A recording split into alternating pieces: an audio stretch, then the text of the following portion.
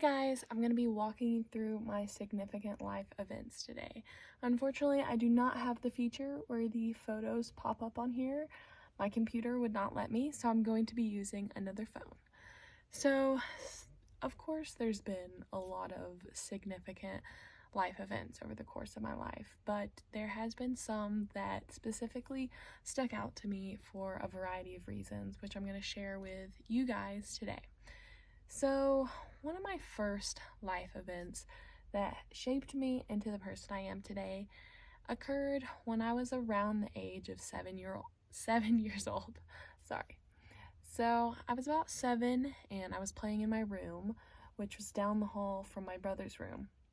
His room was down at the end of this hallway, and I heard him playing, and all of a sudden I heard the house go quiet. I didn't hear him playing anymore. And he's like pretty young at this point, which that's not normal. If you have young kids, you know they usually make some noise.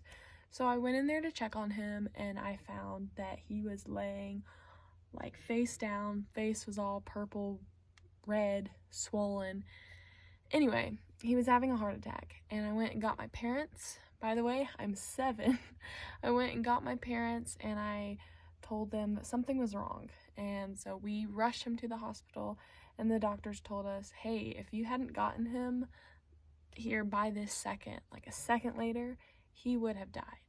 So from that day, as a 7-year-old little girl, knowing that if I had not gone on my suspicion of, something's a little off, my brother, my only sibling, would have died. It's a lot for a 7-year-old girl to process. This event affected me in a lot of ways, and people may be asking, like, why would you include something so tragic? I'm aware it's pretty heavy situation, but I want to explain how it ties into how I am as a person. So I tend to be very logical and analytical as a person, and I'm not just accounting this one experience to causing that, but it surely made an impact. I tend to think of scenarios, good or bad, that can sometimes help me in the job that I do. I work at a front desk and I'm a tutor, so thinking of things that could be down the road helps me in my job. But unfortunately, it also hurts me because sometimes thinking about things, questioning what's in front of us, can also cause anxiety.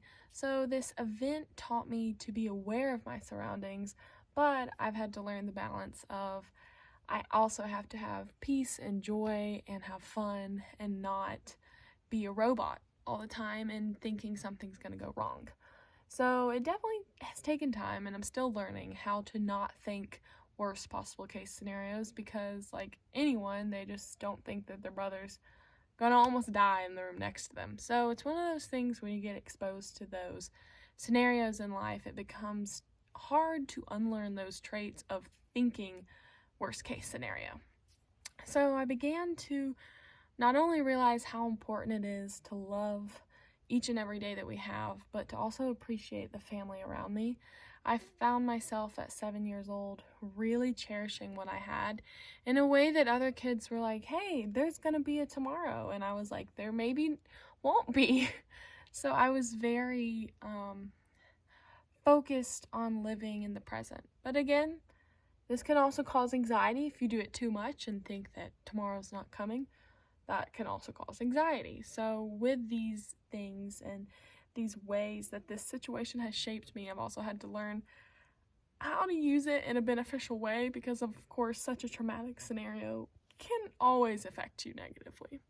So just to show a quick picture of my brother, the person I'm telling the story about, he's right there next to me. He is all fine now, 3 heart surgeries later. But yeah, that event definitely affected me, definitely caused my analytical, logical brain to develop at a young age and mature pretty quickly because my brother had a lot of events like that. So as you can see, that makes a kid grow up fast and have a very mature mind for their age, which comes with pros and cons, as I stated. Next significant life event that I want to dedicate the remaining portion to this video is a topic very different. So this life event is about a struggle I had a little over 4 years ago and I struggled with an eating disorder.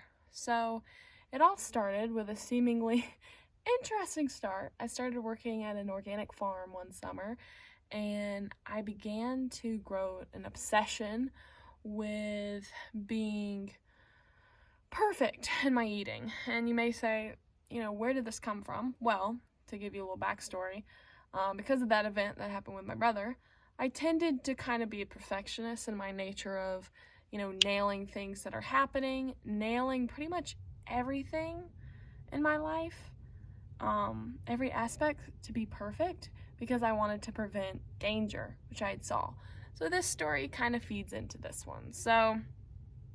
That story feeds into this one. So anyway, you can imagine my perfectionist mindset that I have of, I don't want to see what my brother went through happen to me, so at all costs I want to be perfect. And I was living like this for years, but it had never applied to food this harshly up until this point.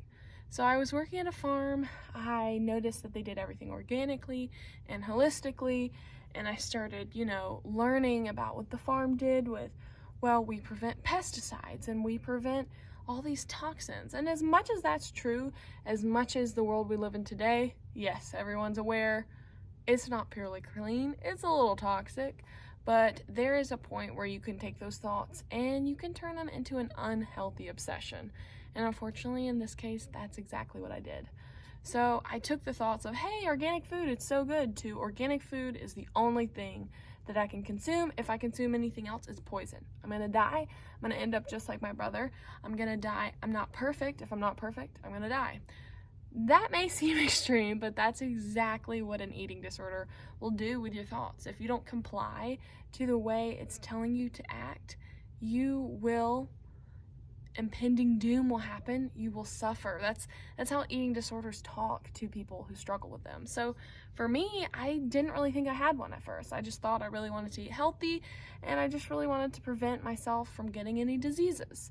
But it turned into something very bad when I saw myself having panic attacks if I didn't know where the oil was from, having Puron, meltdowns if I didn't know where this was from, because I genuinely had so much anxiety in my body thinking that I was going to die. It sounds very crazy, I'm aware, but again, this is what eating disorders do. I had a type of eating disorder. It's called orthorexia. It's a little bit newer because people think, healthy eating, that could never get out of hand, but it can. Any type of thinking can get out of hand if you let it determine your peace and your joy. So unfortunately, that's what I did. I wouldn't eat anything but what the farm was growing, and sometimes they were only growing one thing. So this would end up with me being very nutrient or missing nutrient less in my diet. I wouldn't have certain things that I need because if the farm is only growing blueberries and meat from the chickens or whatever, that's what I would eat. So essentially, I lost a lot of my hair. I lost over 40 pounds. I was cold all the time. I couldn't stand up, couldn't stand on my feet for long periods of time. Something was definitely happening, and my parents told me, hey, something's up, but I didn't want to believe them.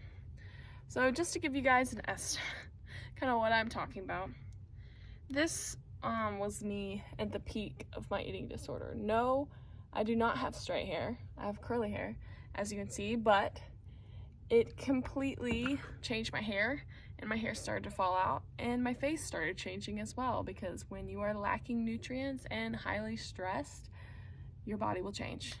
So my body completely changed, and it took me a really long time to realize that these thoughts were actually hurting me. I one day started eating out and realized that I didn't have to listen to these thoughts that were telling me I was gonna die, and I'm not advocating go to McDonald's every single day, every single meal. That's not what I'm talking about. I'm talking about simply enjoying meals with family and friends for lunch. I was not able to do. So I challenged myself, hey, I'm gonna try to do this because I wanna live a long, healthy life with connections, with community, and sometimes that's around food, and I'm gonna have to conquer this. So it wasn't easy. It took 2 years completely to fully heal my mindset, but it really taught me that I don't always have to believe what is in my head. Just because my mind is telling me something doesn't mean it's necessarily true. Just because culture defines something as healthy doesn't mean that if you don't conform in that way that you're simply going to not make it as a human. That's just not true. And just because it's true that we should all live healthy lifestyles doesn't mean that if we aren't perfect, we're suddenly going to die. And this is information some of you all might know, but anxiety, eating disorders all cloud this type of logical thinking because they basically leave you in a rabbit hole to suffer until you get out. So I was able to kind of break this cycle by going out and eating at restaurants and challenging my thoughts each time I did. And at first I would get scared. I was genuinely scared because my mind believed these thoughts. But over time, the anxiety around eating out lessened and lessened. And I was able to see that balance is important in life, and being perfect is not what life is about. This has taught me to be a more flexible person with others, and it's also taught me to look at addiction in general, whether it's addiction to, a type of way of eating, or an addiction to, anything, or just mental health in general. It gave me a different perspective because it showed me how when we believe things in our head, we can start acting in a way that we don't even recognize who we are today. So it taught me some important life messages. And I would like to show you a picture of me today, happy, healthy, and I have grown my hair back, which I'm super happy about. And I don't say that as a bragging thing, I say that as an accomplishment, because overcoming an eating disorder and overcoming traumatic events is a huge thing. And in your life and my life, it should be celebrated that we have overcome these things. Not that those things will ever go away, but that they will always teach us lessons of how strong we are, how resilient we are as humans, and how much we are able to actually go through and still survive. So that's my significant life events and how they've affected me. I hope you guys have enjoyed watching this video, and I hope you had a great semester. Bye.